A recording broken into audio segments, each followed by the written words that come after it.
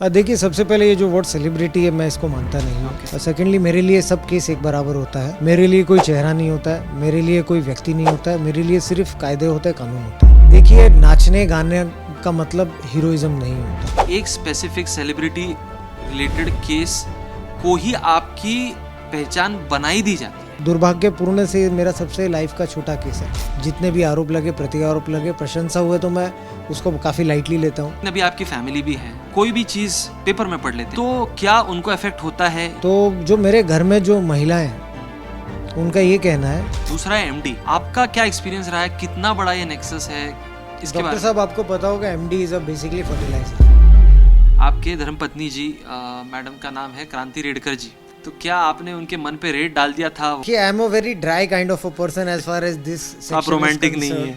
ना मुझे गाने का शौक है, ना मुझे लेखन का शौक है, ना मुझे शेर और शायरी मुझे समझ नहीं है। राष्ट्र के मार्ग में अगर आपको कुछ हो भी जाता है, तो इससे बड़ा भाग्य एक इंसान के लिए, एक व्यक्ति के लिए क्या हो सकता है।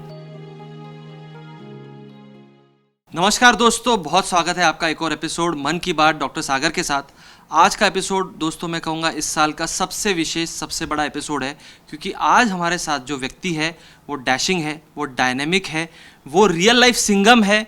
उन्होंने अपने कर्तृत्व से बहुत सारे लोगों की जान बचाई है। ड्रग के खिलाफ उनका काम बहुत ही विशाल है। वो ड्रग मेनेस में जो भी व्यक्ति इन्वॉल्व हो, फिर वो सेलिब्रिटी हो, नॉर्मल व्यक्ति हो या कोई भी हो, जो भी ड्रग एडिक्शन में या ड्रग पेडलिंग में इन्वॉल्व है, उन व्यक्तियों के खिलाफ उन्होंने बहुत बड़ी जंग छेड़ी है। और भारत माँ के वो एक मैं कहूँगा सही में सुपुत्र है। बहुत बहुत बहुत अच्छा लग रहा है मुझे स्वागत करते हुए श्री समीर वानखेड़ी जी का। Sir, most welcome. Vande Mataram. कैसे हैं सर आप आज? वंदे मातरम। आशीर्वाद है।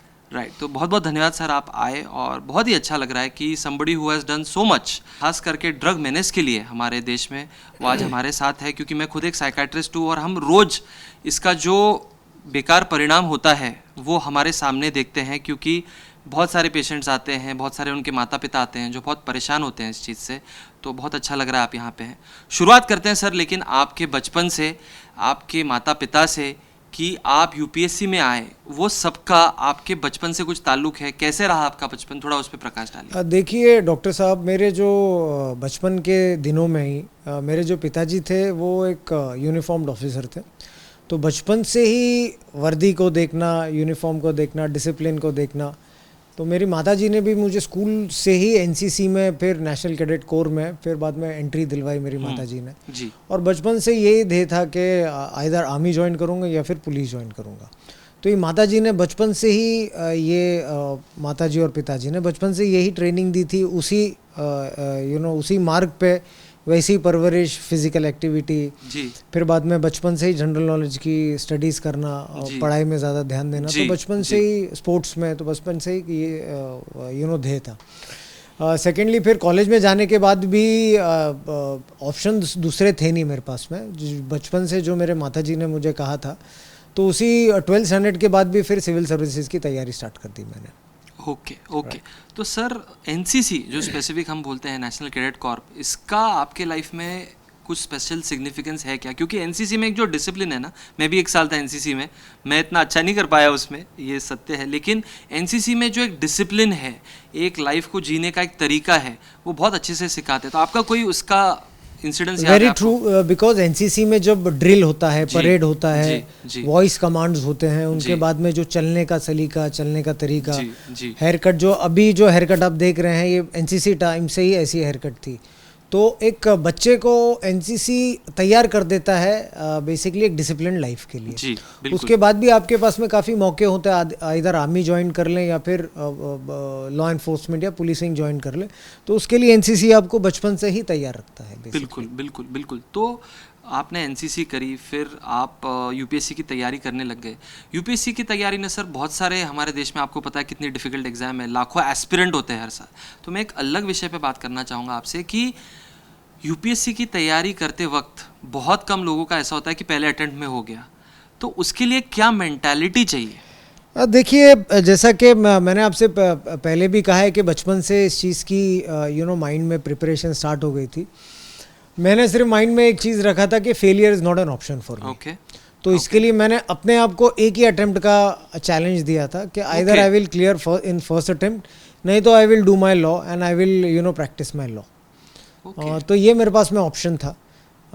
सेकेंडली जब तैयारी किया, जैसे मैंने आपसे पहले भी कहा है कि 12th स्टैंडर्ड से ही मैंने सिविल सर्विसेज की तैयारी कर दी। जी। क्लासेस में भी 12th के बाद थोड़ा और सीरियस हो गया स्टडीज़ में, एंड उसके बाद में फिर जैसी मेरा ग्रेजुएशन हो गया, स्टार्टेड गिविंग सिविल सर्विसेज।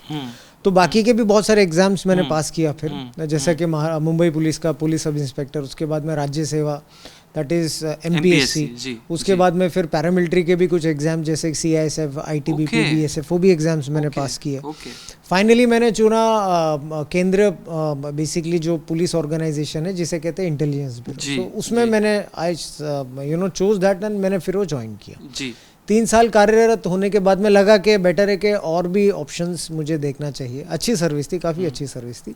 फिर मैंने सिविल सर्विसेज अगेन UPSC दिया, एंड वो भगवान की कृपा से फिर फर्स्ट अटेम्प्ट में मैंने क्लियर बढ़िया। फर्स्ट अटेम्प्ट में तो ये बड़ी बात है, मतलब बहुत कम लोग फर्स्ट अटेम्प्ट में क्लियर कर पाते हैं। तो बिकॉज स्टडीज भी इतनी टफ होती है, वो you need to be very dedicated. और आप शायद जो बता रहे थे ना कि आप बचपन से जनरल नॉलेज की चाह रखते थे, आपकी माता जी ने भी आपको उस टाइप का पालन पोषण किया, तो वो भी एक चीज़ बहुत मैटर करती है। और क्या आपको लगता है कि जितने भी आपके इंटरव्यूज़ मैंने देखे हैं, आपके लाइफ में आपके माता का बहुत बड़ा प्रभाव है, माता जी का बहुत बड़ा प्रभाव है, ऐसा मुझे प्रतीत हुआ। तो उस बारे में आप कुछ बात करना चाहेंगे? डॉक्टर साहब देखिए, किसने भी ईश्वर, भगवान या जो कोई हो उसको देखा नहीं है, लेकिन हमारे लिए तो जो बचपन से जिसको देखते आते हैं, जिसके गर्भ से हम लोग आते हैं, हम सब अपनी माता से सब लोग क्लोज होते हैं। तो मेरे लिए तो जीवित भगवान हमारी माँ ही होती है। बिल्कुल। मेरे लिए भी, हम सब के लिए, मेरे लिए भी वैसी मेरी माता जी थी। लेकिन मेरी माता जी जो थी बेसिकली वो बहुत एक सक्षम और बहुत ही स्ट्रॉन्ग लेडी थी। तो उसके जो परिणाम है, उनकी जो छवि है, वो बचपन से ही द टाइप ऑफ ट्रेनिंग बचपन से ही, यानी अगर आप बात करेंगे तो छत्रपति शिवाजी महाराज की कहानियाँ, महाराणा प्रताप की कहानियाँ, तो दैट वाज, आज तो टाइम पे यूट्यूब, कोकोमेलन वो सब होता है, लेकिन हमारे टाइम पे बेसिकली हमारे लिए तो वही था, छत्रपति शिवाजी महाराज की कहानियाँ, फिर बाद में डॉक्टर बाबा साहेब अम्बेडकर जी की कहानियाँ। तो वो बचपन से ही माता जी हमको रात में सोने के पहले यही सुनाती थी आधा घंटा। तो उसका काफ़ी, यानी आपके आगे लाइफ में भी काफ़ी परिणाम हुआ है। तो कभी भी शरणागत ना होना, कभी भी सरेंडर ना करना, लड़ना, और वो भी डंके की चोट पे लड़ना, ये सिर्फ मेरी माँ ने सिखाया मुझे। और वही, कभी भी अगर ह्यूमन बीइंग हूँ, कभी भी डिप्रेशन या थोड़ा मेंटली आदमी थोड़ा परेशान होता है स्ट्रेस में, या कुछ भी चीज़ होती है, तो मेरे माताजी के 2-3 शब्द अगर मैं सोच लेता हूँ तो वो सब 2 मिनट में मेरे सब डिप्रेशन या क्या है सर वो गुरु मंत्र में भी बताइए। 2-3 बातें थी, यही सब कहानियाँ, वो पर्सनल बातें हमारी। ओके। तो वो सब चीज़ें काफ़ी प्रेरित होती है। तो ये जो कभी भी शरणागत ना होना, कभी भी सरेंडर नहीं करना, तो ये मेरी माता जी ने ही बताया, और वही मैं उस चीज़ का पालन करता हूँ। क्योंकि एक चीज़ इसमें से आप जो बता रहे हैं ना सर, जो समझ में आ रही है कि UPSC लाखों लोग ट्राई करते हैं, इवन सिविल सर्विसेज लाखों लोग ट्राई करते हैं, बट उसमें एक बदकिस्मती की बात अनफॉर्चुनेटली आपने भी शायद देखी होगी कि बहुत कम लोग ऐसे होते हैं जिनका UPSC में और देश की सेवा करने का जो एक अल्टीमेट गोल है, वो गोल होता है। देखिए, डेस्टिनी, अगर आप कंप्लीटली डेस्टिनी के ऊपर भी बिलीव करेंगे तो ये आपकी फेलियर है बेसिकली।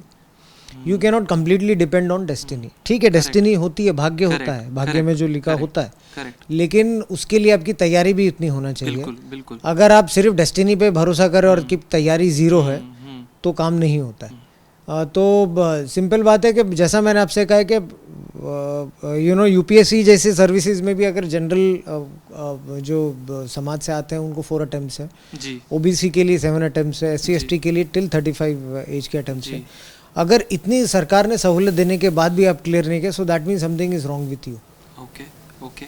मान लीजिए सर कोई क्लियर कर लेता है, एक होता है आप में उतनी बुद्धिमत्ता हो कि आप क्लियर कर पाए, और दूसरी होती है कि वो बुद्धिमत्ता होने के बाद, क्लियर करने के बाद सही नीयत होना या फिर सही मेंटालिटी होना।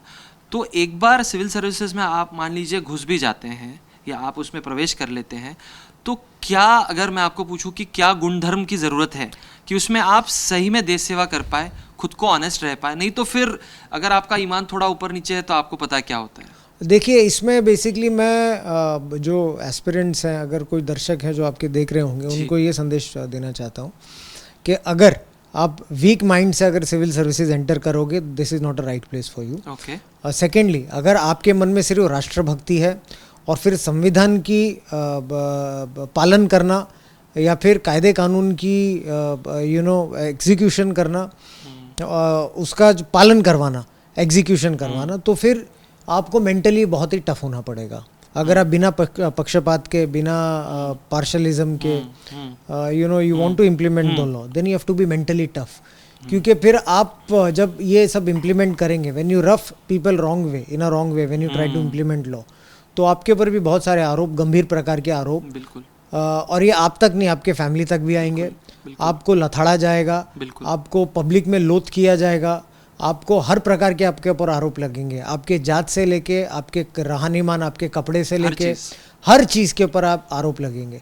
तो उस चीज़ को दृढ़ता से टक्कर देने की आप में क्षमता होना चाहिए, आपको उस चीज़ को झेलने की क्षमता होना चाहिए, तभी आप एंटर कीजिए सिविल सर्विसेज। जी, आप सर जो सभी चीज़ें बता रहे हैं, ये सभी चीज़ें अनफॉर्चुनेटली आप आपकी ड्यूटी कर रहे थे और अनफॉर्चुनेटली आप जैसे बता रहे आप गलत लोगों को स्क्रैच कर देते हो आपकी ड्यूटी की राह में, तो आप पे भी ये सब आरोप प्रत्यारोप लगे। बट इस समय में मुझे ये समझना है कि आपने आपकी मानसिक स्थिरता मेंटेन कैसे की, क्योंकि हम रोज़ देखते हैं सर आजकल कि छोटी सी चीज़ हो जाती है लाइफ में लोगों के और उनको नर्वस ब्रेकडाउन हो जाता है, या वो उस चीज़ को जो हम मराठी में बोलते हैं दृढ़पणे सामोरी जाना हे त्यांना जमत नहीं।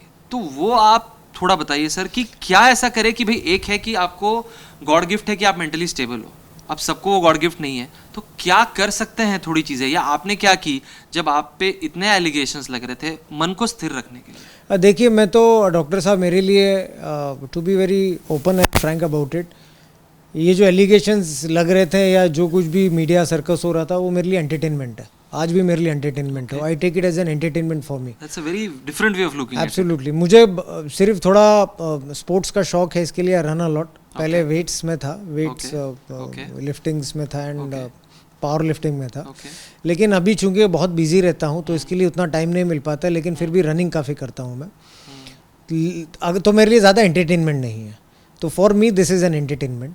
सेकेंडली, मैं मेरी मानसिकता में ये सोचता हूँ कि आपके सामने कितने जन आए होंगे, 10, 15, 20, कितने आरोप लगते हैं, 10-15 जनों ने आप पे आरोप लगाए होंगे। आई एम वेटिंग फॉर 992 कम मोर। मैं सक्षम उनसे लड़ने के लिए और उनको जवाब देने के लिए। रियल लाइफ सिंगा मैम, यही बोलना पड़ेगा कि इतनी दबंगता होना या फिर इतना बिलीफ होना खुद में, आई थिंक इसके लिए सेल्फ कॉन्फिडेंस, सेल्फ बिलीफ भी बहुत ज़रूरी है। डॉक्टर साहब, the key of this thing is, मैंने कभी गलत किया नहीं तो किसे डरूंगा भी नहीं।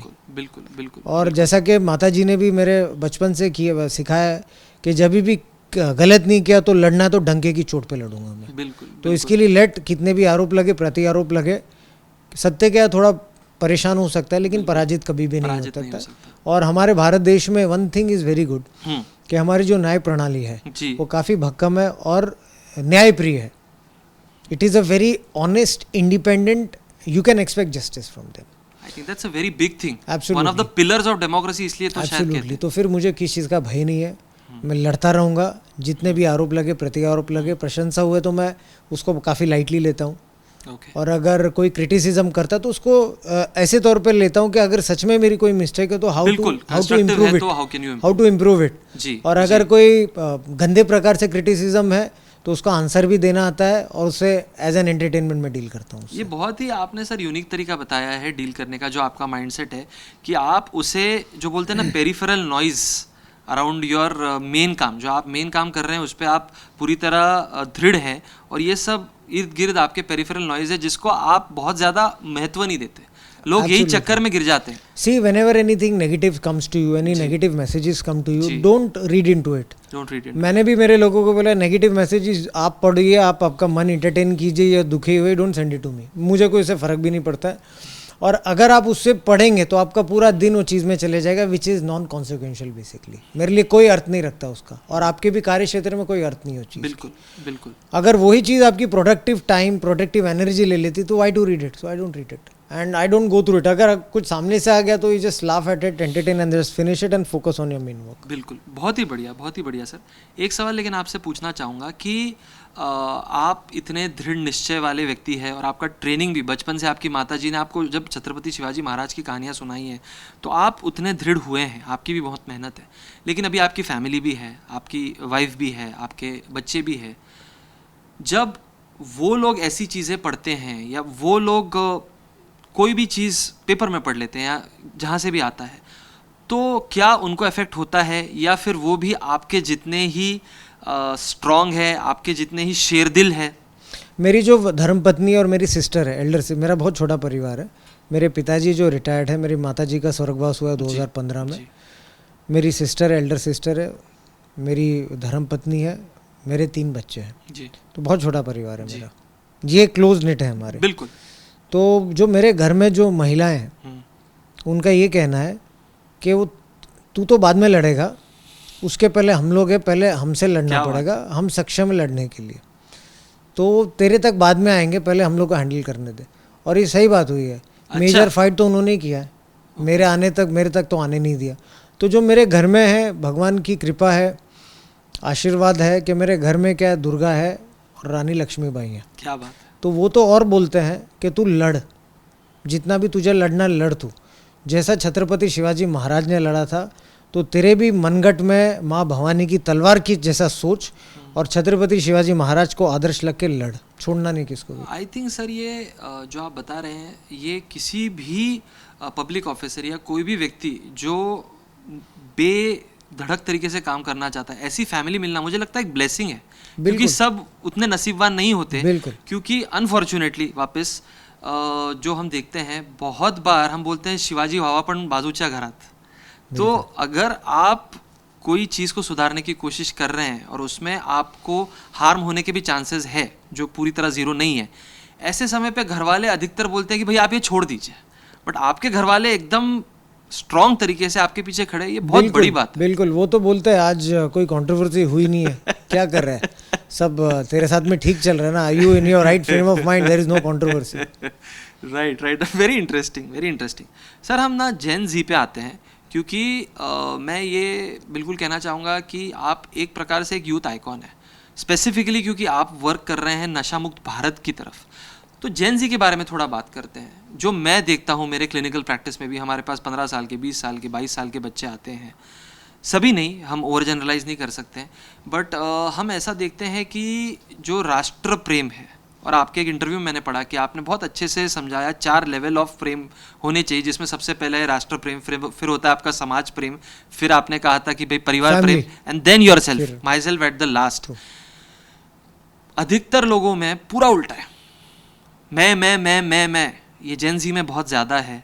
उसके बाद थोड़ा माँ बाप के बारे में सोच लिया, समाज में क्या हो रहा है वो तो उनको अधिकतर पता नहीं है, और देश के बारे में तो वो टिप्पणी करने से चूकते नहीं है, लेकिन कंट्रीब्यूट कुछ नहीं करना चाहते. तो इसको आपको क्या लगता है, क्यों ऐसा हो रहा है और इसको बदल कैसे सकते हैं? मुझे ऐसा लगता है कि जैसा कि हमारे माननीय प्रधानमंत्री जी ने अग्निवीर भी जैसा लेके आया, मेरा पर्सनल मानना है कि जितने भी युवक है, rather than spoiling their time in social media, फिर कुछ अनफॉर्चुनेटली कुछ युवक ये भी है जो नशे की चपेट में है.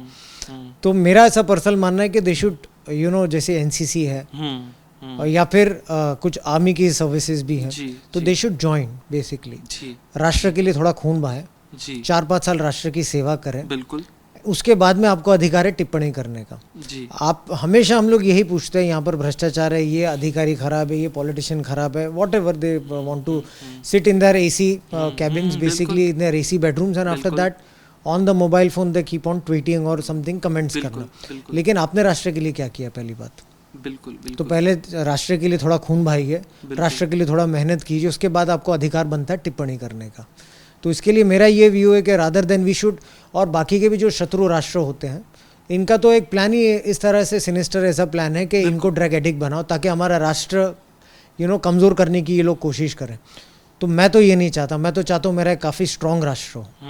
तो इसके लिए इनको पहले डिसिप्लिन, थोड़े आर्मी में ट्रेनिंग या फिर एनसीसी में ट्रेनिंग, सब माता पिता कराएं, और उसके बाद फिर बाद में आपको द प्राइस ऑफ फ्रीडम समझ में आता है. राष्ट्र का वैल्यू आपको समझ में आता है। बिल्कुल बिल्कुल। तो इसके लिए मैं यही माता पिताओं को रिक्वेस्ट करना चाहूँगा कि राष्ट्र के मार्ग में थोड़े दिनों के लिए तो भी कोई भी इन एनी रूप और रेशा में आप आपके बच्चों को थोड़ा कीजिए, so that these problems can be solved. Sir, आपको कुछ देशों में दुनिया के जो एक बहुत इंटरेस्टिंग चीज़ होती है, जो आप बोल रहे हैं कि देश के लिए कम से कम 4 से 5 साल आपने न्योछावर करने चाहिए और ये आपका ड्यूटी है, ये कोई बड़ी चीज़ आप नहीं कर रहे हो।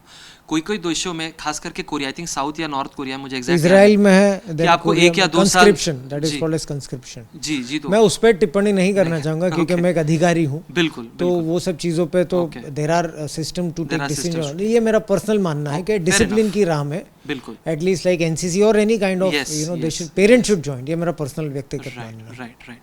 सर, जेन ज़ी की बात कर रहे हैं, जब मैं बड़ा हो रहा था या शायद आप बड़े हो रहे थे, मुझे अभी भी याद है, मतलब मैं थोड़ा मेरे बारे में बताता हूँ कि 2004 की बात है और मैं 11th स्टैंडर्ड में था और मैं आईआईटी का प्रिपरेशन कर रहा था और मेरा तब प्लान था कि मैं आईआईटी करके देश छोड़ के जाऊँगा।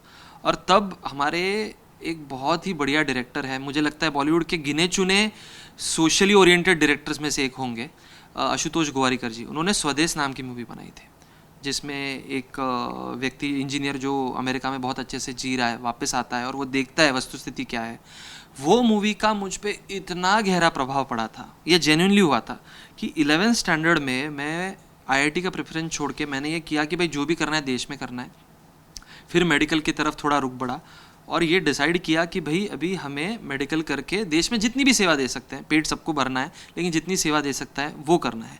दूसरी एक चीज़, 2008-9 की बात है सर, हम मेडिकल कॉलेज में थे, जे हॉस्पिटल में पढ़ रहे थे, तो हम हमारे कल्चरल फेस्टिवल में समाज को सुधारने वाले व्यक्ति को बुलाते थे। तो वो ट्रेंड हमने शुरू किया था। तो हमने, आपको नाम तो पता ही होगा, बहुत अच्छा काम किया उन्होंने, डॉक्टर अभय बंग नाम के एक रानी बंग, तो उनको बुलाया था।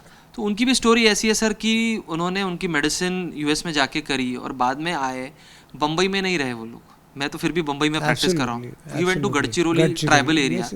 तो ऐसे लोगों को देख के ना आदमी बहुत प्रेरित होता है। मेरा पूछने का मतलब ये सब, इतना बैकड्रॉप का मतलब ये है कि क्या आपको लगता है कि आजकल के बच्चों के जो हीरोज़ है वो अनफॉर्चुनेटली रियल हीरोज़ है, रियल हीरोज़ नहीं है और गलत हीरोज़ है? देखिए, नाचने गाने का मतलब हीरोइज्म नहीं होता, ठीक है, वो प्रोफेशन है बेसिकली, और you know I respect all the profession, वो उनका प्रोफेशन है बेसिकली, लेकिन रियल मींस रियल नहीं होता। 70 mm पे नाचना गाना, वो that is an entertainment, they are professionals, उसको रियल हीरो नहीं कहते बेसिकली। रियल हीरो की यू नो परिभाषा कुछ अलग है। अगर मैं कुछ नाम लूँ तो दर्शक और आप भी समझ जाएंगे। रियल हीरो का मतलब होता है छत्रपति शिवाजी महाराज, रियल हीरो का मतलब होता है आदरणीय डॉक्टर बाबा साहब अम्बेडकर, रियल हीरो का मतलब होता है तानाजी मालुसरे, रियल हीरो का मतलब होता है बाजी प्रभु देशपांडे, रियल हीरो का मतलब होता है शहीद भगत सिंह, रियल हीरो का मतलब होता है कैप्टन अनुज नैयर, कैप्टन विक्रम बत्रा। ये रियल हीरो है। अगर फॉलो करना है तो इनको फॉलो कीजिए। बिल्कुल बिल्कुल। रियल हीरो में आई थिंक आपका भी नाम ऐड कर सकते हैं। नहीं, मैं बहुत छोटा अधिकारी हूँ और मैं ये कमेंट को डॉक्टर साहब क्षमा चाहता हूँ, लेकिन मैं ये कमेंट को बिल्कुल भी सीरियसली नहीं लेता। एंड मैं अभी भी आई एम अ सैलरीड एम्प्लॉयड, एक छोटा सा सिर्फ सरकारी अधिकारी हूँ मैं, जो अपनी कोशिश करता है, अपने सैलरी को जस्टिफाई करता है और अपना एक छोटा सा एक अंश देना चाहता है राष्ट्र के भलाई के लिए, बस। आपका सर, मैंने हीरो शब्द इसलिए यूज़ किया क्योंकि आपका नशा मुक्त भारत में ग्रास रूट लेवल पे काम रहा है। और यहाँ पे 2 सवाल आपसे पूछता हूँ। पहला सवाल जो मुझे बहुत अनफॉर्चुनेट लगता है कि हम इस टाइप के युग में जी रहे हैं, बट मैं पूछना चाहूँगा कि आपको 20 साल से ऊपर हो गए, आप कार्यरत है आपके ड्यूटी में, आपने 3500 से ज़्यादा केसेस किए हैं, आपने ड्रग बस्ट किए हैं, रेड किए हैं। क्या आपको कभी कभी बुरा लगता है कि एक स्पेसिफिक सेलिब्रिटी रिलेटेड केस को ही आपकी पहचान बनाई दी जाती है? भले ही वो पहचान है नहीं, आपने उससे 100 टाइम्स ज़्यादा काम किए हैं, but how do you take that? देखिए, सबसे पहले ये जो वर्ड सेलिब्रिटी है, मैं इसको मानता नहीं हूँ। जैसा कि आपने डॉक्टर अभय बंग, रानी बंग का नाम लिया, तो they are the real celebrities. बिल्कुल। हमारे जो अभी जिनका स्वर्गवास हुआ है, JRD टाटा जी, रतन टाटा जी, तो basically he is the you know they are celebrities basically, जिन्होंने राष्ट्र के लिए कुछ योगदान किया है। और सेकेंडली, मेरे लिए सब केस एक बराबर होता है। मेरे लिए कोई चेहरा नहीं होता है, मेरे लिए कोई व्यक्ति नहीं होता है, मेरे लिए सिर्फ कायदे होते हैं, कानून होता है। तो जहाँ पर भी मैं कार्यरत होता हूँ तो वहाँ के जो कायदे होते हैं उसको इम्प्लीमेंट करना पड़ता है। अनफॉर्चुनेटली जो मीडिया है, जो गॉसिप होता है, जो फेस वैल्यू होता है, उसको काफ़ी बड़ा चढ़ा के बोलते हैं। तो ये जो आपने सो कॉल्ड जो केस के बारे में जब बात भी लोग करते हैं तो दुर्भाग्यपूर्ण से मेरा सबसे लाइफ का छोटा केस है। एंड उसको अगर हाईलाइट करते हैं तो अगर उनको मीडिया माइलेज मिलता है जो हाईलाइट करते हैं या फिर उनकी रीडरशिप बढ़ती है तो अच्छा है उनके लिए, मेरी शुभकामनाएं उनके लिए। मुझे ऐसा लगता है सर, आप बहुत सही बात बोल रहे हो। और मुझे ये भी लगता है कि मीडिया या इन जनरल पब्लिक, देखिए मीडिया भी पब्लिक का ही एक तरह से प्रतिबिंब है। जो पब्लिक को चाहिए आखिर में मीडिया वही दिखाएगा। मुझे ऐसा लगता है कि जितना एक स्पेसिफिक केस को मीडिया ने और पब्लिक ने गॉसिप की तरीके से इंटरेस्ट दिखाया, अगर हम जो बड़ा मुद्दा है नशा मुक्त भारत, मीडिया अगर रोज़ टीवी पे या हम लोग रोज़ उसके बारे में इतना बात करेंगे तो मुझे नहीं लगता कि 15-20 साल के बाद नशा हमारे देश में बचेगा। बट हम उसको उतना प्राधान्य नहीं देते। हमको लगता है कि भाई हमारे घर पे ये होने नहीं वाला है, ये होगा तो बाजू वाले के घर पे होगा। डॉक्टर साहब, ये मैं एक रफ जो मेरी थिंकिंग है, अगर आप जो ये ड्रग्स इशू है, ये भारत का सबसे बड़ा ड्रग इशू है। अगर आप प्रधानमंत्री जी को भी, गृह मंत्री जी को भी अगर कभी भी सुनेंगे आप, तो काफ़ी गंभीरता से इस बारे में बात करते हैं। तो अगर इसे आज हम नहीं रोकेंगे तो आने वाले दशकों में ये घर घर की समस्या हो जाएगी। ये हमको ऐसा लगता है हमारे बच्चे नहीं, हमारे बच्चों तक भी पहुंच जाएगा अगर इससे रोके नहीं। लॉ इन्फोर्समेंट एजेंसी अपना काम करती है, लेकिन अगर आप law enforcement agencies public to police ratio देखेंगे तो बहुत ज़्यादा है। बेसिकली पब्लिक ज़्यादा है और जो वो कम है। तो इसके लिए हमको जो पब्लिक का है, पब्लिक सिटीजन्स का भी सपोर्ट की बहुत ज़रूरत होती है। एक लेवल पे इम्प्लीमेंटेशन होता है, उसके बाद में फिर जो साथ में अवेयरनेस होती है पब्लिक के साथ ही होती है। तो हमें भी इसे टॉलरेट नहीं करना चाहिए, हमें भी इसे दृढ़ता से लड़ना चाहिए, इनका निषेध करना चाहिए। जहाँ पर भी अगर ये ड्रग पेडलिंग एक्टिविटीज़ होती है तो तुरंत लॉ इन्फोर्समेंट को, एजेंसी को इन्फॉर्म करे, पुलिस को इन्फॉर्म करे एंड इसको फाइट करे। बेसिकली अगर हमारे पास ये हमारा एटीट्यूड हो गया कि ये मेरा काम नहीं है, ये मेरा प्रॉब्लम नहीं है, तो हमें बहुत दिक्कत हो सकती है बाद में इस चीज़ के लिए। इसमें एक चीज़ सर आपसे पूछना चाहूँगा, कुछ सालों पहले अभी जिस एरिया में हम बैठ के बात कर रहे हैं, लोखंडवाला, ओशीवारा, यहाँ पे भी ड्रग प्रॉब्लम बहुत ज़्यादा था और यहाँ के ही लोकल पुलिस इंस्पेक्टर थे, खानविलकर साहब थे और भी 1-2 व्यक्ति थे। उनके साथ मिलके हमने हाउसिंग सोसाइटीज़ जो है, बिल्कुल वेरी राइट, या वहाँ पे जाके हमने ड्रग एडिक्शन के बारे में बातचीत की थी। एक साइड पे बच्चों को बिठाया था, एक साइड पे पेरेंट्स को बिठाया था और उस बारे में ओपनली बात की थी। तो आपको लगता है क्या अभी भी हमारे समाज में, खास करके पेरेंट्स के लिए आपका क्या संदेश होगा? कि मुझे ऐसा फिर भी लगता है कि पेरेंट्स इस बारे में खुल के बच्चों से बात नहीं करते। उनको लगता है कि बात करेंगे तो बच्चा शायद उस राह में चले जाएगा। डॉक्टर साहब देखिए, मुझे ऐसा लगता है कि ड्रग कंजम्पशन को एक टैबू की तरह ना देखें। ये एक बेसिकली एक इलनेस है, बीमारी की तरह उसे देखिए। There are lot of rehab centres, बिल्कुल पब्लिक के फाइनेंशियल कंडीशन के हिसाब से there are lot of rehab centres. Right. तो पेरेंट्स अगर कभी भी ये पाते हैं तो उसे छुपाने की कोशिश ना करें। जनरली एक टैबू की तरह से छुपाने की कोशिश करते हैं। इसको बाहर लाइए और बच्चे की ट्रीटमेंट करने की कोशिश कीजिए। ये पेरेंट्स को मैं कहना चाहूँगा। रेसिडेंट एसोसिएशंस को भी ये कहना चाहूँगा कि आपके पेरिफेरी में अगर कभी भी ये एक्टिविटीज़ आपको दिखती है तो तुरंत पुलिस को इत्तला कीजिए। अगर 1 लेवल पे नहीं होता तो और सीनियर लेवल्स भी होते हैं, आईपीएस ऑफिसर्स होते हैं, जोनल डीसीपीज होते हैं, एडिशनल कमिश्नर्स होते हैं, सीपीज होते हैं, बाकी की भी एजेंसीज लाइक एनसीबी, डीआरआई, ये सब एजेंसीज होती है। तो अगर एक लेवल पे इसकी प्रॉब्लम सॉल्व नहीं हो पाती तो 1 लेवल स्टेप थोड़ा एफर्ट डाल के हेल्प दी law enforcement agencies to identify and help tackling this kind of problem. Agencies अपना काम कर रही है। अगर आप देखेंगे बॉर्डर्स पे फिर बाद में बड़े बड़े काफ़ी सीजर्स हो रहे हैं हर जगह, तो वो अपना काम कर रहे हैं। लेकिन पब्लिक का भी साथ होना बहुत महत्वपूर्ण होता है इसे फिनिश करने के लिए। बिल्कुल। इसमें 2 चीज़ें सर आपसे मैं समझना चाहूँगा। बहुत बार हमने जब सेशंस किए थे पेरेंट्स के साथ और हाउसिंग सोसाइटीज़ के साथ, तो ये एक नहीं काफ़ी लोगों का बोलना था कि हमें डर लगता है कि अगर हम ड्रग पेडलर्स के बारे में जो हमारे इर्द गिर्द में है, हमें पता है कहाँ क्या करते हैं, पुलिस को इन्फॉर्म करेंगे तो हमको उसका कॉन्सिक्वेंस बियर करना पड़ेगा। तो मुझे ये बात पता है कि अगर आप इन्फॉर्मेशन देती भी है तो एनोनिमस होती है, बट वो अगर प्रोसीजर के बारे में अगर आप थोड़ा प्रकाश डालेंगे, क्योंकि आप उसमें एक्सपर्ट है, तो बढ़िया हो जाएगा। डॉक्टर साहब देखिए, अगर किसको इन्फॉर्मेशन देनी है तो बहुत अलग प्रकार से इन्फॉर्मेशन दे सकते हैं। अगर कोई रिलायबल इनपुट हो, वर्केबल इनपुट हो, तो वो पुलिस को मेल भी कर सकते हैं, उनको लेटर भी भेज सकते हैं, प्रत्यक्ष मिलके भी ये चीज़ को बता सकते हैं। ये बात की खातरी होती है कि आपकी आइडेंटिटी को सीक्रेट रखा जाएगा। So this is a written norm कि आपकी आइडेंटिटी बिल्कुल को प्रोटेक्ट किया जाएगा, और ये प्रायोरिटी होती है लॉ इन्फोर्समेंट एजेंसीज की कि ये देखे कि security of the informer basically. Correct. तो ये होता है। बट जैसा मैंने आपसे कहा है कि अगर आपका निवारण छोटे लेवल पे नहीं हुआ तो मैं रिक्वेस्ट करूंगा कि कोई सीनियर लेवल पे, जैसा कि हम लोग होते हैं, एडिशनल कमिश्नर्स होते हैं या फिर कोई आईपीएस ऑफिसर्स होते हैं सीनियर लेवल पे, उनसे जाके डिस्कस चर्चा करें थोड़ा समय लेके।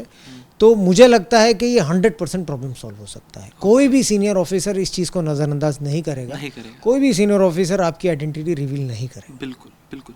इसमें सर एक चीज़, और मैं इस चीज़ के लिए आपको बहुत बधाई भी देना चाहता हूँ कि आप एक हो गया as a law enforcement officer, आपने बहुत ही बढ़िया काम किया है, देखा नहीं है कौन है सामने। दूसरी एक चीज़ जो आपने करी और अभी भी कर रहे हैं जो बहुत ही काबिले तारीफ़ है, वो है कि आप अभी भी बॉम्बे हो गए या बाकी सिटीज़ के पॉकेट्स में जाके ग्राउंड लेवल पे ड्रग्स के बारे में और उसके कारण होने वाले जो नुकसान है उसके बारे में बात करते हैं। तो वो पूरे मुहिम के बारे में आप क्या करते हैं, क्या बात करते हैं, वो बताइए सर। डॉक्टर साहब देखिए, नशा मुक्त आपके एसी के चेंबर में बैठे, ऑफिस में बैठ के आप उसको नशा मुक्त को प्रचार या फिर ड्रग के खिलाफ नहीं लड़ सकते। तो आपको ग्राउंड जीरो पे जाना पड़ेगा, जहाँ पर ड्रग पेडलिंग एक्टिविटीज़ होती है, जहाँ पर लोगों को दिक्कत होती है, जहाँ पर हमारी माँ बहनों को चलने के लिए दिक्कत होती है। तो यू गो देयर, वहाँ पर ग्राउंड सिचुएशन में लोगों को आग्रह कीजिए कि ये जो पेडलर्स है, ये जो सप्लायर्स, इनसे ना डरे, इनको खदेड़ के बाहर निकालें। पुलिस की, लॉ इन्फोर्समेंट की सहायता लेके, कानून को हाथ में न लेके इनको बाहर खदेड़ के निकालें, इनको टॉलरेट ना करें। उसके बाद में कौन से प्रकार के ड्रग्स है जो माता पिताओं को और बच्चों को सतर्क होना चाहिए, किस प्रकार से ये पेडलर्स लोग बच्चों को वर्गलाते हैं, उनको ड्रग्स का सेवन करवाते हैं, उससे उनको थोड़ा अवगत कराना पड़ता है। उसके बाद में भी जो बच्चे हैं क्या सिम्टम्स होते हैं ड्रग एडिक्शंस के, वो भी बताना पड़ता है। चौथी बात ये भी बतानी पड़ती है कि अगर कोई ड्रग में लिप्त पाया जाता है तो उसको कानूनी कार्रवाई क्या होती है। और पांचवी बात ये बताई जाती है कि अगर कानूनी कार्रवाई के अलावा भी रिहैबिलिटेशन कैसा किया जाता है, उस पर भी ज़्यादा फोकस होता है हमारा। बढ़िया बढ़िया। मुझे सर 2 ड्रग्स के बारे में स्पेसिफिकली मैं डिस्कस करना चाहता हूँ, आपका पॉइंट ऑफ व्यू जानना चाहता हूँ, और कोई अगर केसेस आपके दिमाग में आती है उन ड्रग्स रिलेटेड जो आप शेयर कर पाए तो पेरेंट्स भी और बच्चे भी रिलेट कर पाएंगे, मैं आपसे रिक्वेस्ट करूँगा वो बताएं। पहला मतलब मैरिजुआना, कैनबिस, चरस, गांजा, भांग। अभी मेरे पास रोज़ पेशेंट आते हैं और आपका तो एक्सपीरियंस इसमें मेरे से काफ़ी ज़्यादा है। और बच्चे जिनको माँ बाप ज़बरदस्ती लाते हैं वो बोलते हैं कि डॉक्टर की क्या ज़रूरत है मेरे को, मैं तो ये ऑर्गेनिक चीज़ कर रहा हूँ, इतने सारे झाड़ हमारे पॉडकास्ट में भी है, ये तो ऑर्गेनिक है, ये तो नेचुरल है, ये तो बहुत सारे देशों में लीगल है। तो वो एक अज्यूम कर लेते हैं कि भाई ये चीज़ से तकलीफ नहीं होने वाली है। सी यू फ्रेम और इम्प्लीमेंट द लॉज, आप पालन लॉ का आपके कन्वीनियंस के हिसाब से नहीं कर सकते।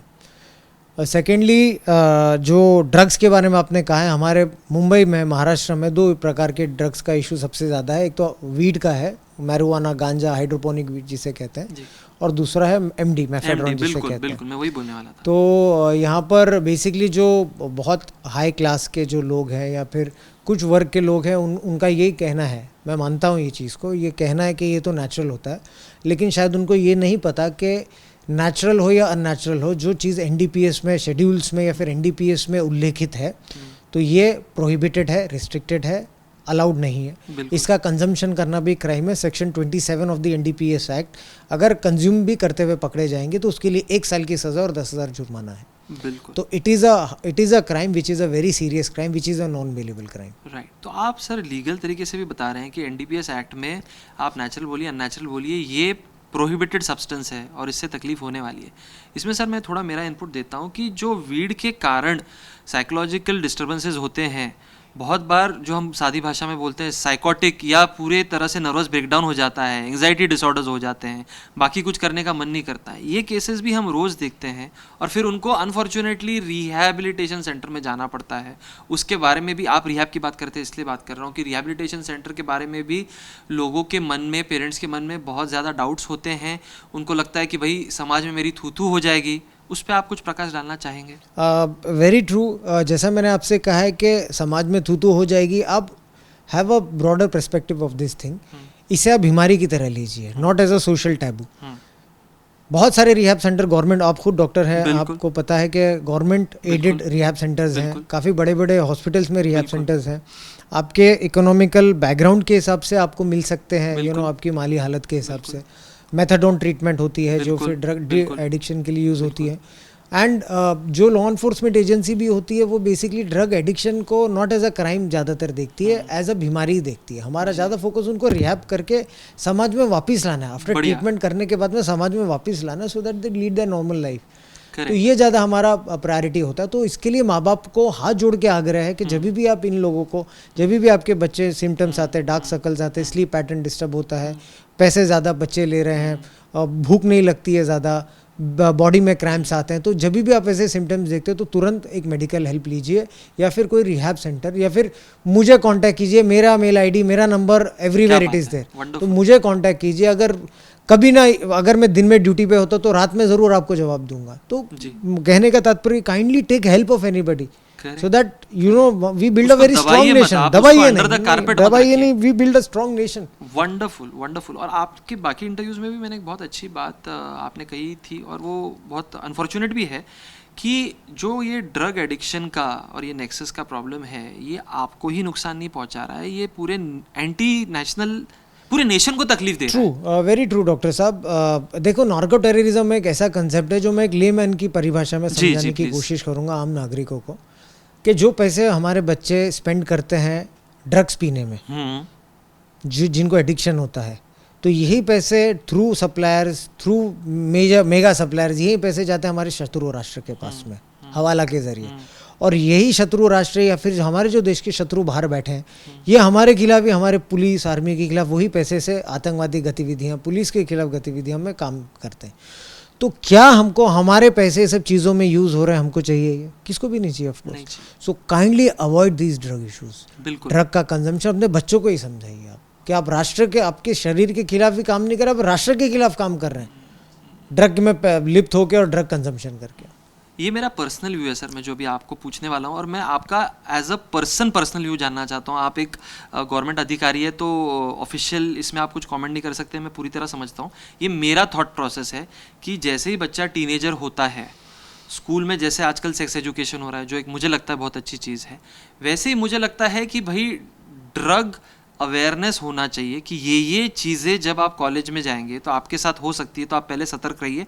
और एनडीपीएस एक्ट के बारे में भी बच्चों को एक सेक्शन होना चाहिए। This is my feeling. नहीं, वेरी ट्रू। हम लोग भी, मैं मेरे लेवल पे अभी मैं चेन्नई में कार्यरत हूँ जी, तो ऑफिशियल ड्यूटी जब वीकडेज होता है तो मैं चेन्नई में रहता हूँ, वीकेंड्स में मुंबई आ जाता हूँ, या सार्वजनिक छुट्टियों में। तो उस दौरान भी, उस सार्वजनिक छुट्टियों में भी मैं हर महाराष्ट्र के छोटे छोटे ज़िले में, गाँव में जाने की कोशिश करता हूँ, जहाँ पर मैं जाके उनको एनडीपीएस एक्ट बताऊँ कि क्या सज़ा लग सकती है। फिर बाद में दुष्परिणाम बताने की कोशिश करता हूँ। तो मेरी अभी मैं एक बहुत छोटा प्रयास कर रहा हूँ, मुझे पता नहीं कि कितने लेवल तक मैं जा सकता हूँ, मैं अपनी छोटी सी प्रयास करने की कोशिश करता हूँ। लेकिन अगर ये करिकुलम में भी इंक्लूडेड हो, और जैसा कि हर कॉलेजेस में कॉलेज ने शपथ ले ले कि जैसा कि दारू मुक्त, सिगरेट मुक्त, स्मोकिंग प्रोहिबिटेड, लिकर प्रोहिबिटेड, तो वैसे ही हम ड्रग मुक्त कैंपस की शपथ लें। हाँ, तो ये एक मुहिम अगर कॉलेजेस ने अगर इसको अपनाया तो बहुत कारगर हो सकता है, बहुत बढ़िया हो जाएगा। क्योंकि सर आपको पता है, मुझे पता है, ये कैंसर की तरफ फैल रहा है। बिल्कुल, वेरी ट्रू। और जितने लोग इसके अगेंस्ट बात कर रहे हैं, उससे 10 टाइम्स ज़्यादा लोग उसको फैलाने में लगे हुए हैं। Very true. एक और चीज़ मैं आपसे पूछना चाहूँगा सर, कि एनडीपीएस एक्ट की जब हम बात करते हैं तो 2 चीज़ें हैं, और आपने क्या केसेस देखे इसमें, प्लीज़ आप इस पे बताइए। एक है कि भाई जो ड्रग कंज्यूम करता है इंडिविजुअल लेवल पे, और एक होता है ड्रग डीलर। इन दोनों को पनिशमेंट होती है, अलग अलग पनिशमेंट होती है।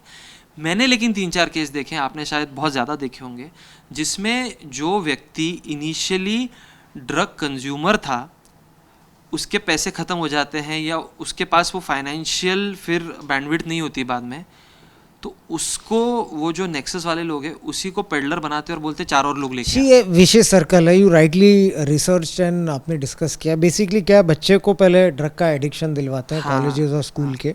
वो जब एडिक्टेड हो जाते हैं तो पहले चोरी करते हैं, पेरेंट्स से पैसे लेने की कोशिश करते हैं। अगर वो भी नहीं हो पाता है उनसे, एक लिमिट के बाहर हो जाता है, तो ये लोग फिर जो सप्लायर्स होते हैं, जो पेडलर्स होते हैं, वो बच्चों को ही कहते हैं कि आप इसको सप्लाई करने की कोशिश कीजिए, पेडलिंग करने की कोशिश कीजिए आपके बाकी के मित्रों को, आपके बाकी के समाज में, आपके बाकी के सर्कल में। तो वही बच्चा जो बेचारा अपनी पढ़ाई कर रहा है, कंज्यूमर होता है, उसके बाद में कुछ पैसे के लिए पेडलर होता है, पेडलर के बाद में फिर काम धीरे धीरे धीरे करते करते ग्रेजुएट हो जाता है एज अ सप्लायर। तो ये बहुत ही गंदा विशेष सर्कल है क्राइम का। तो मैं उनको, वो बच्चों को और पेरेंट्स को ये रिक्वेस्ट करना चाहूँगा कि स्टॉप इट। वही ये बहुत ही एक गंदा एक विशेष सर्कल है, और अगर इसके चपेट में आप आ जाते हैं तो एक मैक्सिमम कमर्शियल क्वांटिटी के लिए 20 साल की सज़ा है। जो कायदा है, जो लॉ है, इसे एक मर्डर के क्राइम से भी ज़्यादा सीरियसली लेता है जी। तो इसके लिए इस चीज़ से दूर रहें और अभी इसे रोकने की कोशिश करें जी। इसमें सर एक चीज़ मैं आपसे पूछना चाहूँगा, आपका एक्सपीरियंस क्या है? जो हम बोलते हैं एक गेटवे ड्रग्स का कंसेप्ट है कि भाई आप हार्ड ड्रग्स करते हो, उसके पहले आप जो अल्कोहल, स्मोक और वीड है, ये गेटवे में आप घुस जाते हो। वो आप मॉल में घुसते हो और वो मॉल में सभी हार्ड ड्रग्स मिल रहे हैं, तो ये गेटवे है। तो अल्कोहल भी नहीं लेना चाहिए, ये मेरा पर्सनल मत है, क्योंकि फिर आप जब अल्कोहल लेना शुरू करते हो एक टीनेज में, तो आगे चल के हार्ड ड्रग्स आपको कोई बड़ी बात नहीं लगती है। तो उसके बारे में आपका क्या ख्याल है? दूसरी चीज़, ये मैंने बहुत सारे मेरे पेशेंट से कॉलेजेस में जहाँ पे गया वहाँ पे भी मैंने पता किया कि अधिकतर लोगों को, अधिकतर बच्चों को legal age of drinking alcohol क्या है ये पता ही नहीं है। उनको लगता है 18 है और वो एक्चुअली 25 है। ट्रू। डॉक्टर साहब देखिए, मैं भी personally I don't take liquor, तो इसके लिए मैं उस पर ज़्यादा टिप्पणी कुछ कर नहीं पाऊंगा उस चीज़ पे। मैं खुद, माई फैमिली भी, nobody takes liquor in that. बढ़िया। सेकेंडली, आपने जो कहा है, लेकिन आप एक बहुत इंपॉर्टेंट पॉइंट मिस आउट कर दिए, जो हुक्का कल्चर है। हुक्का culture, smoke and vape, e cigarette जो है, these are very dangerous cultures. ये बेसिकली मैं ये कहूंगा कि this is a precursor for the main drugs basically. बिल्कुल। तो इसके लिए हमें यहाँ पर इनको थोड़ा स्टॉप करना होगा, या फिर इनको कंट्रोल वे में पेरेंट्स को कंट्रोल करना पड़ेगा कि ये देखे कि बच्चा ई सिगरेट्स, उसके बैग में ई सिगरेट से ही हुक्का पी रहा है। तो ये सब चीज़ों को अवॉइड किए, because this is just you are letting a foreign object enter your body. Correct. ये एनीवे हानिकारक है। करेक्ट। सो इससे पहले रोका जाए, उसके बाद में फिर ड्रग्स से ये डेफिनेटली ग्रेजुएट, यही लॉजिकल कंक्लूजन है। तो इससे पहले ही एट अ प्री स्टेज रोकने की कोशिश करना चाहिए। तो वानखेड़े साहब, हम बात कर रहे थे कि आपने बताया 2 मेन एपिडेमिक है महाराष्ट्र में ड्रग्स की। एक है मैरिजुआना, जिसके बारे में मैंने बात की, कैनबिस, चरस गांजा। दूसरा है एमडी। एमडी का तो सर हम भी जो देखते हैं, कितने मेरे पेशेंट हैं, प्रोफेशनल्स हैं, अच्छा काम कर रहे हैं उनके लाइफ में, लेकिन 10 लाख, 20 लाख, 25 लाख, इतने अमाउंट्स वो उड़ा रहे हैं उस चीज़ पे। आपका क्या एक्सपीरियंस रहा है? कितना बड़ा ये नेक्सस है इसके बारे में? डॉक्टर साहब, आपको पता होगा MD is a basically fertiliser. Right. जो फर्टिलाइजर्स में काम आते हैं, अगर आपके शरीर में लोगे तो उसका परिणाम क्या होगा? Everybody knows that. Secondly, it is basically kind of इसका एक गंदा रूप ऐसा है कि it is use for nefarious activities like sex trade also. Yes. And ये बहुत ही गंदे प्रकार का ड्रग है। It is also called as poor man's cocaine. Basically cocaine expensive होता है, लेकिन ये एक, क्योंकि फर्टिलाइजर है, ये एक आर्टिफिशियल ड्रग है, सिंथेटिक आइटम है, ये आर्टिकल है, तो फॉर दैट रीज़न ये सस्ता भी थोड़ा होता है कोकेन से। लेकिन अगर आपको पता होगा कि it has very serious side effects on your body. एक केमिकल, एक पॉइजन आपके बॉडी में जा रहा है। बिल्कुल। It plays very badly on your central nervous system. It plays very badly on your face, on your mouth, blisters, stomach and बाकी के areas also. You know better, you are a medical doctor in that. Secondly, ये आपके brain के साथ खेलता है, suicidal tendencies आती है, so it is extremely harmful for your body. बिल्कुल। जो फैमिली वैल्यूज़ वाले लोग हैं, मैंने जो देखा है, जैसे आपने सेक्स ट्रेड की बात की, इसमें ये भी एक हो जाता है, अनफॉर्चुनेटली ब्रेन का जो एक इनहिबिशन होता है पूरा निकल जाता है, और आपको इंक्रीज सेक्सुअल एक्टिविटी करने का मन इतना होता है कि आप एक इंसान से एक एनिमल बन जाते हो। तो कितने लोग हैं जो अपने परिवारों को दाव पे लगा रहे हैं और इसमें एक बार लग जाते हैं, फिर छोड़ नहीं पाते हैं। तो ये अगेन हमको इसके बारे में अवेयरनेस क्रिएट करना बहुत ज़रूरी है। बिल्कुल करना चाहिए, बच्चों को बताना चाहिए, स्कूल्स कॉलेजेस में बताना चाहिए, पेरेंट्स को बताना चाहिए। इस एमडी का किस रूप में होता है? It's a crystalline basically powder. इसकी अवेयरनेस बताना चाहिए, ये कहाँ मिलता है, इसका you know where is the epicentre of this, जहाँ पर पुलिस भी सतर्क हो जाए, जहाँ पर लॉ इन्फोर्समेंट एजेंसीज भी सतर्क हो जाए, जहाँ पर पेरेंट भी सतर्क हो जाए कि इस जगह पे हमारे बच्चों को इस प्लेस पे ध्यान देना चाहिए, ये एरियाज में ध्यान देना चाहिए।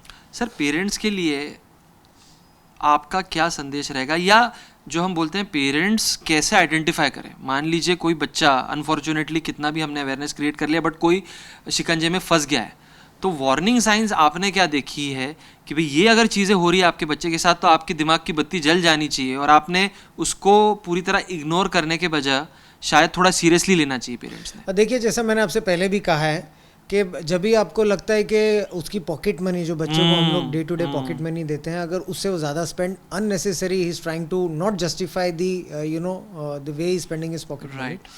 सेकेंडली, रात में ज़्यादा देर तक जागरण, बट आजकल के बच्चे हैं यूट्यूब, फेसबुक, ट्विटर, इंस्टा, इस पर रहते हैं। सेकेंडली, डार्क सर्कल्स आना आपके यू नो आँख के नीचे। थर्डली, आपको लैक ऑफ एपिटाइट होना कि भूख नहीं लग रही है। फिफ्थली, बच्चा अलूफ रह रहा है, अकेले रहने की कोशिश कर रहा है, पेरेंट्स से कन्वर्सेशन बंद किया है, अकेले रूम में बैठा हुआ है। So these are. Sixth is weight loss. Another weight loss is also there. जाहिर सी बात है, drug consumption and after that appetite का भी कम होना, तो उस वजह से वेट लॉस होना है। सो ये these are the basic symptoms के where you can understand something is wrong with the kid. अगर बच्चा आपके साथ में कोई वेकेशन पे जा रहा है, along with these kinds of symptoms, अगर ड्रग न मिलने पे उसको पेट में क्रैम्प्स आना, symptoms, these kind of things, you know, you can understand। बिल्कुल बिल्कुल बिल्कुल कि something is wrong with। बिल्कुल। सर थोड़े से लाइटर टॉपिक पे आते हैं, सीरियस बात काफ़ी कर ली हमने, बहुत ज़रूरी है, बट थोड़े से लाइटर टॉपिक पे आते हैं। आपके धर्मपत्नी जी, मैडम का नाम है क्रांति रेडकर जी, और आप रेड डालने के स्पेशलिस्ट हैं, तो क्या आपने उनके मन पे रेड डाल दिया था, वो आपके प्यार में घायल हो गई थी, या आपको बहुत पापड़ बेलने पड़े थे? उस पर थोड़ा प्रकाश डालिए। देखिए, I am a very dry kind of a person as far as this. आप रोमांटिक नहीं है ना, मुझे गाने का शौक है, ना मुझे लेखन का शौक है, ना मुझे शेर और शायरी मुझे समझ नहीं आती। I am illiterate that in that. तो मुझे कुछ चीज़ों से लेना देना है नहीं। तो वैसा देखा जाएगा तो I am a very big failure in this kind of department. But nonetheless, अगर बहुत कम लोग जानते हैं कि Kranti was in my class. Basically she was my college mate in Ram Narayan Rohiya college. तो ना मैं उसके प्रोफेशन को पहले जानता था, और वो तो हम लोग स्टूडेंट थे साथ में, मैं मेरी सिविल सर्विसेज पढ़ाई करता था। शी वॉज इन नाटे वाले, तो biggest you know theoretical group in colleges, Rohia college leader है उस पर। तो मेरी she was my college met, and after that family को भी जानता था, she knew my family also. And after that you know लगभग आज 2024 है, मैं उसको 1997 से जानता हूँ, तो लगभग 27 साल से मैं उसको जानता हूँ। उसके बाद then we choose a profession. उसने डायरेक्शन एक्टिंग में, फिर बाद में उसने उसका वर्चस्व किया। I came into civil services. तो ये कहना बिल्कुल भी गलत होगा कि आई यू नो स्टार्टेड और I fell in love, she fell in love with a actor और विथ ऐसा कुछ भी नहीं। हम लोग दोनों एक दूसरे को बचपन से जानते हैं। बचपन से जानते हैं, और शायद आप इसलिए एक दूसरे को बहुत अच्छे से समझते भी हैं। बिल्कुल, क्योंकि आजकल ये भी एक चीज़ है सर, इस पे आप बताइए यंगस्टर्स को कि आजकल सिचुएशनशिप का कॉन्सेप्ट या फिर मल्टीपल पार्टनर्स का कॉन्सेप्ट ये बहुत ज़्यादा प्रचलित हो गया है। बिल्कुल बिल्कुल। तो आपके हिसाब से मान लीजिए अगर कोई बच्चा, लड़का या लड़की पार्टनर चूज कर रहे हैं, तो जो हम बोलते हैं green flag, red flag, green flag मतलब ये चीज़ है तो आप उनको गले लगा लीजिए, बिल्कुल छोड़िए मत। तो आपके हिसाब से एक पोटेंशियल पार्टनर में एक ग्रीन फ्लैग क्या है और एक रेड फ्लैग क्या है? सी, मेरे लिए ग्रीन फ्लैग यही है कि आपकी जो संगनी हो, आपके जो पार्टनर हो, they should have a conviction on you के व्हाट बेसिकली यू डू। छोटी छोटी चीज़ें ने मुझे याद नहीं है अभी भी 27 साल में कभी भी मेरे जीवन में कभी भी हम दोनों ने एक दूसरे के खिलाफ में आवाज़ भी उठाई होगी। ओके। ये जान यानी this might be sounding very you know utopian और अनबिलीवेबल, लेकिन ये फैक्ट है कि हमने एक दूसरे के ऊपर कभी जोर से भी बात किया हो या आवाज़ उठाई हो। So this was the kind of you know believe कि वो जो समीर जो कर रहा है वो सही कर रहा है। साइमल्टेनियसली मैं भी she is a very independent lady, तो मैं भी यू नो उसको पूरे दिल से सपोर्ट करता हूँ। वॉट एवर हर, मुझे समझ में नहीं आता फिल्मों के बारे में या गानों कुछ भी, मुझे I am very bad in that. लेकिन जो कुछ भी वो करती है मेरा उसको पूर्ण सपोर्ट होता है। इनफैक्ट ऐसा भी होता है कि कभी कभी मैं बेबी सिटिंग करता हूँ। अच्छा। मुझे अगर छुट्टी लेना हो तो मैं छुट्टी लेता हूँ, अगर उसको कुछ काम करना हो, कहाँ उसका शूट शेड्यूल हो या डायरेक्शन करती हो, तो मैं बेबी सिटिंग करता हूँ, मैं मेरे बच्चों की जब छोटे थे डायपर्स चेंज करता हूँ, एंड उनको मिल्क फीड करना से लेके उनके लिए सेरेलैक्स बना. So it is compatibility is a very green flag basically. Red flag is ego in relationship. यानी अगर आपने ये सोच लिया मैं ये हूँ, उसने वो सोच लिया मैं ये हूँ, इट्स अ बिग मैं बहुत ज्यादा. We are nothing basically. We are just normal people. हम हमारी सैलरी करके हमारी मीट सेंड कर रहे हैं, वो उसका जॉब कर रही है. तो ego, and after that you are not that great also. आप कोई इंटेलेक्ट या बुद्धिजीवी या कोई बहुत बड़े 30 मार खान भी नहीं हो आप. So basically that ego doesn't come in the relationship. और ये एक बहुत अच्छी चीज़ बताई सर आपने, क्योंकि हमारा भारत ट्रेडिशनली एक पेट्रियार्कल देश रहा है. तो इतना बड़ा अधिकारी जो व्यस्त है, बड़े से ज़्यादा जो व्यस्त अधिकारी है, जो रात दिन मेहनत कर रहा है, काम कर रहा है, जब ज़रूरत पड़ती है तो अपने वाइफ के काम को भी प्रायोरिटी देता है और बच्चे के डायपर भी बदलता है. ये मुझे लगता है फादर्स के लिए, पोटेंशियल फादर्स और नए फादर्स के लिए एक प्रेरणादायी बात है. इसमें बड़ी बात नहीं है, लेकिन हम इतने पेट्रियार्कल लोग हैं कि इस चीज़ को अधिकतर मेल्स नहीं करते हैं हमारे. हम लोग शायद ये भूल जाते हैं बार बार कि हमारी जीजा माता भी हमारे पास में ही है, माता सीता भी हमारे हमारे रिलीजन में, हमारे समाज में, हमारे संस्कारों में है. तो ये सब चीज़ें हम लोग, रानी लक्ष्मीबाई भी हमारे संस्कारों में, हमारे हिस्ट्री में, तो ये सब चीज़ें हम भूल जाते हैं बेसिकली. एक और चीज़ सर, जब आपको मैं देख रहा हूँ, अभी 1 घंटे से हम बात कर रहे हैं, जब हम पहले भी बात कर रहे थे तो मैं बहुत इम्प्रेस था आपके फिटनेस से, और आपने बताया आप रन भी बहुत करते हैं. अभी जब मैं आपको देख रहा हूँ ना, तो मुझे ऐसा लग रहा है कि हमारे बहुत बड़े फुटबॉलर हैं, इंडियन फुटबॉल टीम के कैप्टन रह चुके हैं सुनील छेत्री. मुझे लग रहा है कि उनके ब्रदर बैठे हैं, वो भी एकदम फिट है, उनके भी बाल एकदम मिलिट्री स्टाइल है. तो इस फिटनेस का राज क्या है? देखिए, मैं बेसिकली हमारे शास्त्रों में भी लिखा हुआ है कि सनसेट के बाद में, सूर्यास्त के बाद में सेवन कोई चीज़ का नहीं करना चाहिए. I also believe in that. मैं कोई कीटो, मैं कोई अलग प्रकार के डाइट में बिलीव नहीं करता. नॉर्मल सा जीवन जीता हूँ. दिन में एक बार खाना खाता हूँ, दोपहर में मोस्ट प्रेफरेबली अगर कोई सोशल इवेंट हो या कोई कार्यक्रम हो फैमिली का, तो इवनिंग में खा लेता हूँ कभी. तो मॉर्निंग में नहीं खाता या आफ्टरनून में नहीं खाता. सो दिन में मैं एक ही बार खाना खाता हूँ, आफ्टरनून में.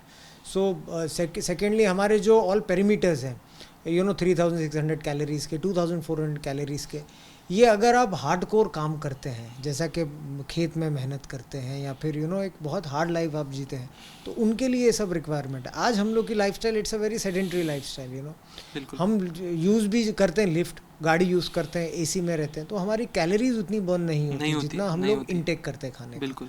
तो इसके लिए मैं, और जनरल तौर पे मैं राइस रोटी भी, कार्बोहाइड्रेट्स अवॉइड करता हूँ. मैं प्रोटीन, अच्छा मैं कोई ज़्यादा खाने का भी शौकीन नहीं हूँ. जो घर में बना होता है, सब्जी बनी होती है, दाल बनी होती है, जो कुछ भी होती है उसका इंटेक करता हूँ मैं. ना ही कोई आर्टिफिशियल प्रोडक्ट लेता. तो लगभग 1200 कैलोरीज या 1300 कैलोरीज का इंटेक होता है डे में. सेकेंडली क्योंकि हमारी लाइफ इतनी स्ट्रेसफुल होती है, इतना कभी कभी आउटडोर काम वगैरह होता है हमारे लाइफ में, तो इसके लिए आपको मेंटली फिट होना बहुत ज़रूरी है. You should not lose your mind basically. Mentally fit होना बहुत ज़रूरी है. और मेंटल फिट आप तभी रहेंगे जब आपका शरीर रोग से मुक्त हो. बिल्कुल. आजार इलनेस से मुक्त हो आपका शरीर. तो इसके लिए मैं ये कोशिश करता हूँ कि आई एम अर्ली राइजर, बहुत जल्दी उठ जाता हूँ मैं. तो मैं ये कोशिश करता हूँ कि दिन में कम से कम 45 मिनट्स रनिंग करूँ, ट्रेडमिल पे या फिर कहाँ पर भी बाहर रोड बिना चूके आप वो करते ही हैं. बिना चूके कितने भी बजे भी सोऊं मैं. नींद की भी अगर कम हो तो फिटनेस को कॉम्प्रोमाइज़ नहीं कर सकते हम लोग. और आपको लगता है कि ये जो फिजिकल फिटनेस है आपका, आपको मेंटली फिट रखने में बहुत मदद करता है? बिल्कुल, बहुत. मुझे यही सबसे इम्पोर्टेंट ये लोगों को कहना है कि शरीर आपका तब फिट होगा जब आपका माइंड फिट हो, सोचने की क्षमता हो आप में प्रॉपरली.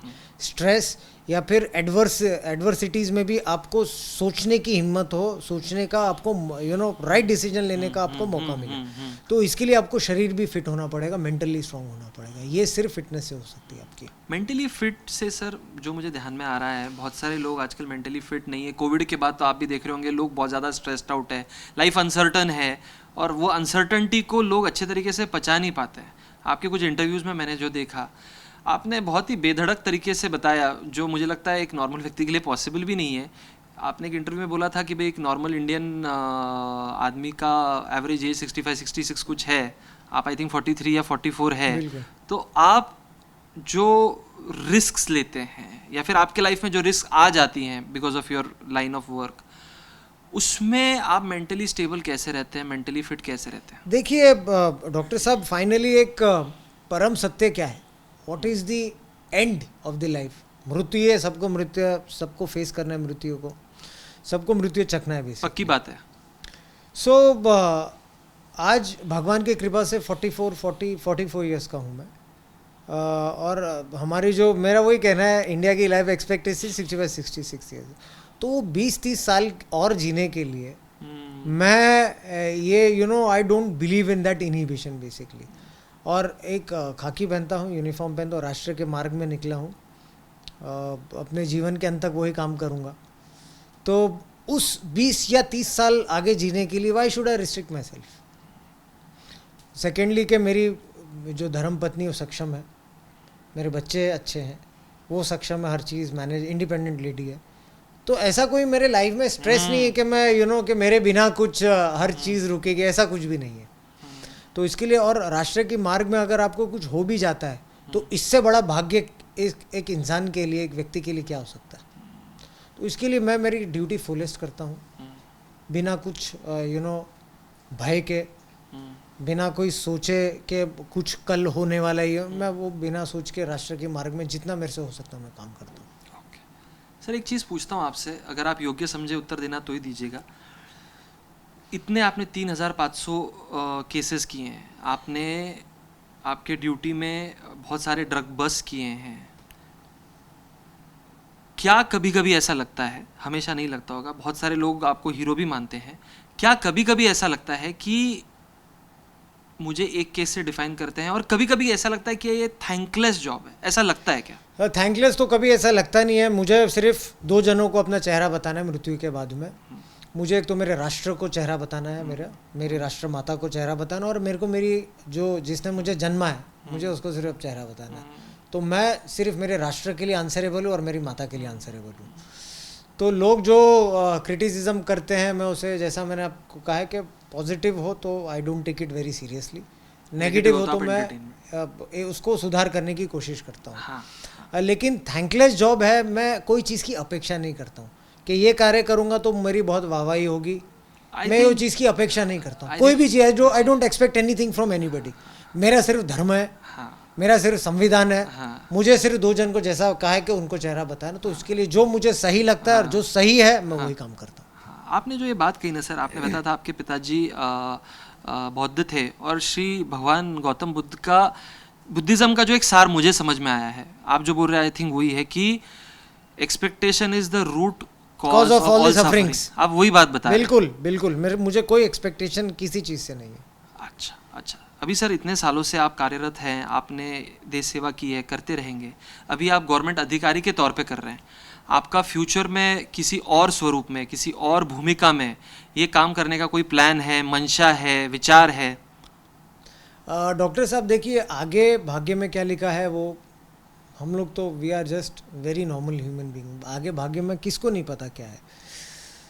एक मार्ग जो चुना है राष्ट्र की सेवा, पिछले 18-19 साल से करते आया हूँ, उसके बाद आगे भी राष्ट्रीय सेवा ही करना है, कौन से रूप रंग में करना है वो सिर्फ और सिर्फ भाग्य में क्या लिखा है भगवान जानता है। कोई, and it is very immature to say tomorrow what will happen. Right. हमको ये नहीं मालूम कि रात में हम क्या खाना खाने वाले हैं, या परसों कल क्या हो, हमारे भाग्य में क्या हो, हमारे लाइफ में क्या होने, हमको नहीं मालूम। सो वो कहते हैं ना कि अगर if you want to make God laugh, say aloud your plans basically. so it's just like that. कल किसको क्या होने वाला है किसको नहीं पता। बिल्कुल, लेकिन सर एक चीज़ मैं आपको बताना चाहूँगा कि बहुत लोग आपके अच्छे काम से प्रभावित हैं, और अगर आप वैसी कोई चीज़ करते भी हैं आगे, तो आप ये चीज़ ज़रूर याद रखिए कि बहुत सारे लोग आपके साथ जुड़ेंगे, आपको फॉलो करेंगे, because you are a born leader is what I feel. Born leader तो नहीं कहूँगा मैं, लेकिन एक बॉर्न लोगों का नौकर कहूँगा। अभी भी गवर्नमेंट सर्वेंट ही हूँ, उसको अगर आप हिंदी में ट्रांसलेट करेंगे तो गवर्नमेंट का नौकर। So and I never take my self to be a very कोई IAS IPS IRS अधिकारी, no, I don't take that. अगर ये आपके माइंड में चले जाएगा, you are a big zero, it's a false ego, false halo. I don't believe in that. You are just a normal salaried employed, लोगों के नौकर हो आप. तो मैं अगेन क्षमा चाहता हूँ. I don't take these word seriously, leader and hero and all those things. Okay. इसमें से एक चीज़ सर मुझे जो ध्यान में आ रही है, अधिकतर लोग जिन्होंने कुछ अकॉम्प्लिश किया है बट वो बोलते हैं मैं सर्वसाधारण हूँ, उनके लाइफ में ना एक ग्रेटिट्यूड नाम की चीज़ बहुत ज़्यादा होती है. They are grateful for what has happened. आप ग्रेटिट्यूड प्रैक्टिस बिल्कुल बिल्कुल. मैं सबसे पहले मेरे माताजी और पिताजी को ये ग्रेटिट्यूड देना चाहूँगा कि उन्होंने मुझे इस धरती पे लाया. मेरे हाथ है, मेरे कंधे सक्षम है अपनी फैमिली का, अपने राष्ट्र की सेवा करने के लिए. तो मैं मैं यही ग्रेटिट्यूड देखना लोगों से भी डिस्कस, मैं मेरी वाइफ हम लोग ये डिस्कस करते हैं कि मैं ऊपर नहीं देखता हूँ हमेशा कि मेरे ऊपर लोगों के पास में क्या है. मैं नीचे देखता हूँ चीज़ को कि आज भगवान ने मेरे दोनों हाथ सुरक्षित रखा है. भगवान ने एक अच्छा एजुकेशन, मेरे माँ बाप ने मुझे अच्छा एजुकेशन दिया. तो कहाँ पर भी रहूँ मैं मेरे बच्चों का पेट पाल सकता हूँ, मैं अपनी फैमिली को देख सकता हूँ. मैं इसके लिए ग्रेटिट्यूड बहुत भगवान का या फिर नियति का ये भी धन्यवाद देना चाहता हूँ कि मेरे बच्चों का हेल्थ अच्छा है. बिल्कुल सर. मेरे बच्चे अच्छे हैं, अच्छे पढ़ रहे हैं और उनकी हेल्थ अच्छी है और कोई गलत संगत में ना पड़े, वही चीज़ की आशंका रखता हूँ. वही कोशिश करूँगा कि राष्ट्र की सेवा में बचे रहें. तो बस तो ये चीज़ का इससे ज़्यादा और क्या थैंकफुल देना. आपके सर के सामने एक छत है, अच्छे आपको भगवान ने हेल्थ दिया है, अच्छा मेंटल फ्रेम दिया है, अच्छी एजुकेशन दिया, उससे और कुछ नहीं कोई मांग सकता. बिल्कुल बिल्कुल बिल्कुल. बहुत मज़ा आया सर आप आए. हम एंड करने के पहले लेकिन हमारी मन की बात करते हैं, हम मानसिक आरोग्य से रिलेटेड बात करते हैं. इसमें हम जो भी गेस्ट हैं हमारे उनसे दरख्वास्त करते हैं कि आपके दिमाग में जो भी मानसिक स्वास्थ्य रिलेटेड, मेंटल हेल्थ रिलेटेड अगर कोई डाउट हो तो आप कृपया करके हमसे पूछिए. हम एज अ साइकियाट्रिस्ट उसका उत्तर देने की कोशिश करते हैं. तो सर जो भी आपके दिमाग में आ रहा है तो आप प्लीज़ पूछिए. मुझे दिमाग में तो अभी फ़िलहाल यही आता है कि मैं मेरे राष्ट्र को नशे के दुष्परिणाम से कैसे बचाऊं. जी जी. तो मुझे सिर्फ आपसे यही एक आवेदन होगा, एक रिक्वेस्ट होगी कि जब भी पेरेंट्स आए उनको, और ड्रग रिलेटेड कोई भी साइकोलॉजिकल अगर आपके सामने कोई इशू आए उसको आप 100% देके उन्हें राइट वे बताइए. मेरा यही आपसे आग्रह और निवेदन होगा. इसमें सर लेकिन मैं एक चीज़ बताना चाहूँगा, अगर हमको सही में ये मेनेस तोड़ना है तो 3 लेवल पे काम होता है. आपको ज़्यादा बेटर पता है. एक होता है प्राइमरी लेवल, एक होता है सेकेंडरी, एक होता है टर्शियरी. तो अगर प्राइमरी लेवल पे हम काम करेंगे, जो आप भी कर रहे हैं, जो हम लोग भी करते हैं, आप जाके अवेयरनेस क्रिएट कीजिए स्कूल्स में, कॉलेजेस में बच्चों को. उनको पहले ही बता दीजिए कि ये सब चीज़ हो सकती है, आप बच के रहिए. सेकेंडरी लेवल ये हो गया कि अगर कोई गलती से कंज्यूमर बन जाता है तो उसको आप बीमारी की तरह ट्रीट कीजिए, उसको आप तिरस्कार मत कीजिए, उसको आप समाज से वो बच्चे को भगाने की कोशिश मत कीजिए, उसको संवेदनशील तरीके से आप ट्रीट कीजिए. और अगर जो हम बोलते हैं कि एक लिमिट के ऊपर चली गई ये चीज़, लातों की भूत बातों से नहीं मानते, टर्शरी लेवल पे वो डीलर बन जाते हैं और ऐसी चीज़ करते हैं. तो जहाँ पे हमारे पास NDPS एक्ट है, जहाँ पे हमारे पास अधिकारी हैं, पुलिस अधिकारी हेल्प करने के लिए तैयार बैठे हैं, तो मुझे लगता है कि एज पब्लिक, एज सोसाइटी हमें भी एक कदम उठाना पड़ेगा. हमें उंगली देनी पड़ेगी. आप हाथ से पकड़ने को तैयार है लेकिन उंगली हमें भी देनी पड़ेगी. ये हम करते हैं. और एक जो बोलते हैं मल्टी डिसिप्लिनरी अप्रोच, जिसकी शुरुआत आपने करी थी, तभी आपके साथ काम करने का थोड़ा हमको मौका मिला. जो हमारी वर्षाताई भी है महाराष्ट्र नशा मुक्ति मंडल की, उनकी वजह से हमारी मुलाकात हो पाई. तो उनका भी ये रुख होता है कि भाई आप डॉक्टर को भी इन्वॉल्व कीजिए, आप समाज सेवकों को भी इन्वॉल्व कीजिए, आप पुलिस को इन्वॉल्व कीजिए, क्योंकि सब लोग जब मिलके अलग अलग लेवल्स पे काम करेंगे, माइक्रो एंड मैक्रो, तो ही वो सॉल्व हो सकता है. बहुत सही आपने सम अप किया है. जैसा कि वर्षाताई का आपने नाम लिया है कि वो भी काफ़ी दिन से नशा मुक्त के एरिया में काम कर रही है, काफ़ी डेडिकेटेड है जी, बिल्कुल. नशा मुक्त मंडल जी उस एरिया में. तो आपने जो लेवल्स भी बताए हैं, primary, secondary and tertiary levels भी आपने जो कहा है, so that is also a very right approach कि उसको प्राइमरी लेवल पे ही निपटना पड़ेगा. एंड सेकेंडली जो नशा मुक्त मंडल्स हैं उनको साथ में लेके प्राइमरी लेवल, ग्राउंड जीरो पे हमको काम करना पड़ेगा. बिल्कुल राइटली समझा. राइट. तो सर हम आखिर में मन की शपथ लेते हैं, जहाँ पे हम गेस्ट को रिक्वेस्ट करते हैं कि भाई आप आपके मानसिक आरोग्य का ध्यान रखेंगे, और किसी को अगर ज़रूरत पड़ती है, किसी को मानसिक तकलीफ है, डिप्रेशन है, एंग्जाइटी है, स्ट्रेस है, तो उसको तिरस्कृत ना करके उसको आप एक हेल्पिंग हैंड देंगे. तो मैं आपसे दरख्वास्त करूंगा कि आप वो हमारे साथ लीजिए. सर मैं हमेशा मेरे मानसिक आरोग्य का ध्यान रखूंगा. मैं हमेशा मेरे मानसिक आरोग्य का ध्यान रखूंगा. और कभी भी किसी को कोई हेल्पिंग हैंड की ज़रूरत है, किसी को कोई मानसिक तकलीफ है, तो उसके लिए मैं हाजिर रहूँगा. और किसी को अगर कोई मानसिक तकलीफ है तो मैं उसके लिए सदैव हेल्पिंग हैंड की तरह रहूँगा। बहुत बहुत धन्यवाद sir, thank you so much. Sir, Diwali just around the corner है, आप हमारे व्यूअर्स को और इन जनरल सभी पब्लिक को दिवाली का कुछ संदेश देना चाहेंगे? सबसे पहले सब लोगों को मैं दिवाली की खूब खूब शुभकामनाएं देना चाहता हूँ, शुभेच्छा देना चाहता हूँ कि स्वस्थ दिवाली मनाइए।